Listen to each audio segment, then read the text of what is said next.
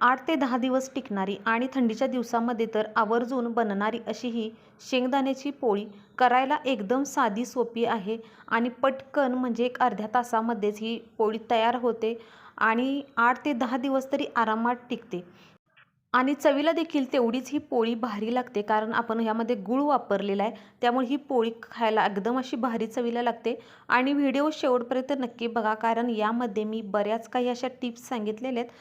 त्यामुळे व्हिडिओ शेवटपर्यंत नक्की बघा आणि चॅनेलवर जर नवीन असाल तर चॅनेलला नक्की सबस्क्राईब करा. चला तर मग रेसिपीला सुरुवात करूया. सुरुवातीला कढईमध्ये मी इथं अर्धा किलो शेंगदाणे घेतलेले आहेत. शेंगदाणे स्वच्छ निवडून वगैरे घ्यायचे आहेत. एखादा खराब वगैरे शेंगदाणा असेल तर तो काढून टाकायचा आणि स्वच्छ असे शेंगदाणे आपल्याला निवडून घ्यायचे. आता त्यानंतर सुरुवातीचे एक 2 मिनिट आपल्याला गॅस फुल्ल करायचा आहे, कारण कढई छान तापण्यासाठी 2 मिनिट आपल्याला गॅस फुल्ल करायचा आहे. आणि त्यानंतर आपल्याला पूर्णपणे गॅस लो करायचा आहे आणि त्यानंतर एक 4 ते 5 मिनिट आपल्याला हे शेंगदाणे छान असे कुरकुरीत होईपर्यंत आपल्याला भाजून घ्यायचे आहेत. फुल गॅसवर जर शेंगदाणे भाजले तर ते वरून करपतील, पण आतून शेंगदाणा कच्चा राहील आणि आपली शेंगदाण्याची पोळी देखील जास्त दिवस टिकणार नाही. म्हणून शेंगदाणे लो गॅसवरच आपल्याला 5 ते 6 मिनिट अगदी छान असे कुरकुरीत होईपर्यंत आपल्याला हे भाजून शेंगदाणे चांगले घ्यायचे आहेत. नाहीतर ते जास्त दिवस आपली पोळी जर कच्चे शेंगदाणे राहिले तर ती शेंगदाण्याची पोळी जास्त दिवस टिकणार नाही.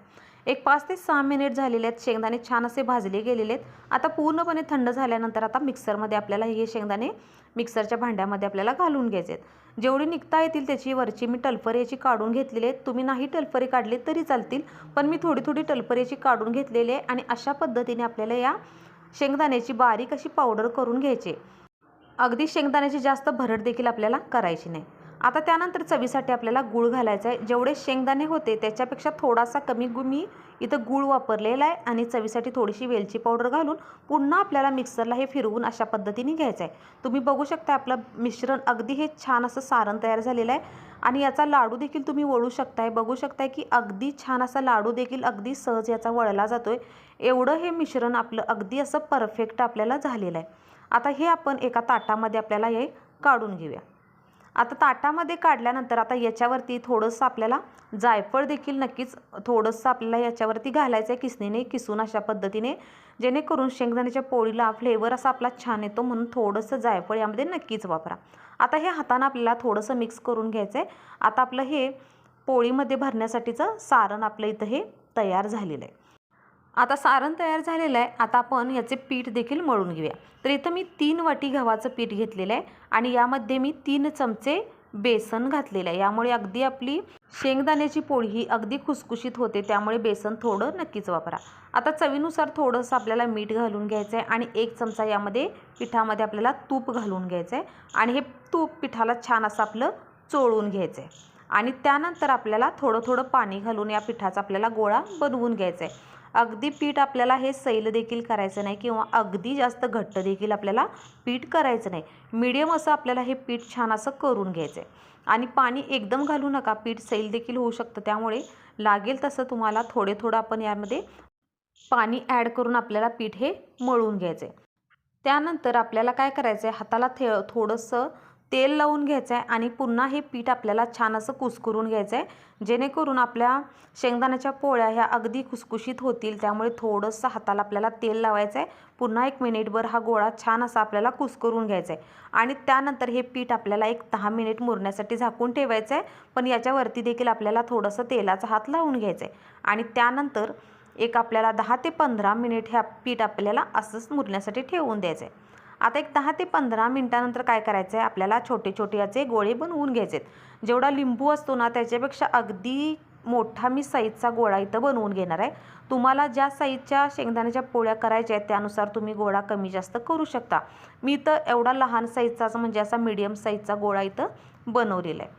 तर तुम्ही सगळे गोळे एकदम करू शकता. मी एका वेळ एकच अशा पद्धतीने गोळा करणार आहे आणि त्यानंतर थोडंसं पीठ लावून आपल्याला गोळा आपला हा थोडासा हाताने तुम्ही पसरून घेऊ शकता किंवा लाटण्याने अशा पद्धतीने थोडासा गोळा तुम्ही पसरून घेऊ शकता. आणि त्यानंतर आता यामध्ये आपल्याला हे सारण जेवढं मावेल तेवढं यामध्ये आपल्याला सारण भरून घ्यायचं आहे. शक्यतो पीठ कमी वापरायचं आणि सारण आपल्याला यामध्ये जास्त घालून घ्यायचं आहे. आणि त्यानंतर आपल्याला अशा पद्धतीने हा गोळा जो आहे तो पॅक करून घ्यायचा आहे, जेणेकरून आपलं सारण हे बाहेर येणार नाही.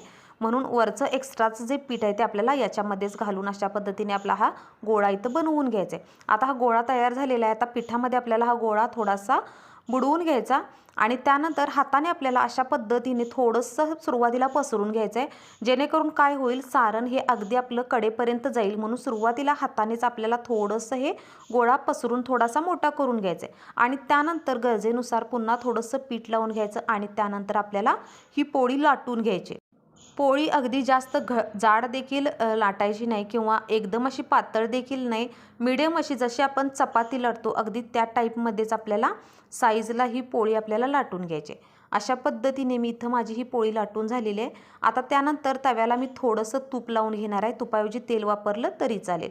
तूप थोडंसं सगळीकडे पसरून चमच्यानेच मी घेतलेलं आहे। आता त्याच्यावरती आपल्याला ही पोळी जी आहे ती टाकून घ्यायची आणि त्यानंतर साधारण एखादा मिनिट झाला की त्यानंतर आपल्याला पलटी करायचं आहे। पण शक्यतो हाताने पलटी करायचं नाही, कारण गूळ असल्यामुळे तो वितळला जातो आणि हाताला जोरात आपल्या चटका बसू शकतो। त्यामुळे शक्यतो एखाद्या उलाटण्यानेच आपल्याला हे पलटी करायचं आहे। आता याच्या वरच्या बाजूला देखील आपल्याला तूप लावून घ्यायचं आहे आणि त्यानंतर थोडीशी आपण पलटी करायचं आणि पुन्हा दुसऱ्या साईडला देखील आपल्याला तूप लावून घ्यायचं आहे। तुपाऐवजी तुम्ही तेल वापरलं तरी चालेल।